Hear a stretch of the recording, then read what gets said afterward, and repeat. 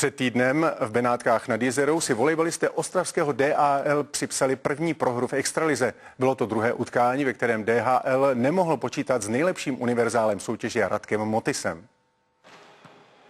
Proti Ústí nad Labem už se ale Radek Motis do sestavy DHL vrátil. Jeho pochroumané rameno sice ještě v úplném pořádku není, ale na jeho výkonu žádný handicap poznat nebyl. Domácí se do svého soupeře pustili s vervou a brzy si zajistili snadné vedení o 5 bodů. První set se tak stal díky pestré hře snadnou kořistí DHL v poměru 25-16. Ve druhém setu se Ústí nad Labem podařilo hru vyrovnat a před koncovkou setu dokonce vést o 2 body 16-14. V závěru setu už se ale opět projevila větší kvalita DHL a nakonec Ostrava získala i druhý set poměrem 25-20.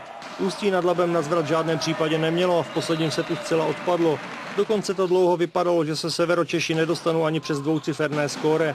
Nakonec ale domácí prostřídali a třetí set skončil výhrou DHL 25-13 a zápas celkově za 68 minut 3-0. Radek Motis byl největší letní posilou volejbalistů Ostravy, ale ve dvou posledních zápasech ho na hřiště nepustil zánět v rameni.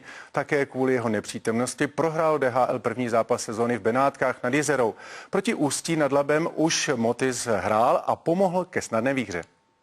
Sice to rameno pořád bolí a na magnetické rezonanci se nic neukázalo, takže doktor v podstatě řekl, že tam může být jenom nějaká kalcifikace úponů a tím pádem to dělá problémy, že to v podstatě bolí pořád v klidu, ale říkal, že by se to mělo někdy časem samo obrousit a mělo by to dát pokoj. Hráč, když nemůže hrát a najednou třeba ten mančap prohraje, tak je z toho taky špatný, že do toho nemůže zasáhnout. On je vynikajúci hráč, prostě má za sebou veľa zápasov, predsa len Marek Mikulaj je mladý a sice sa snažil zo všetkých síl a teda někdy to bylo dobré, ale někdy prostě ten Radek Motis chýbal.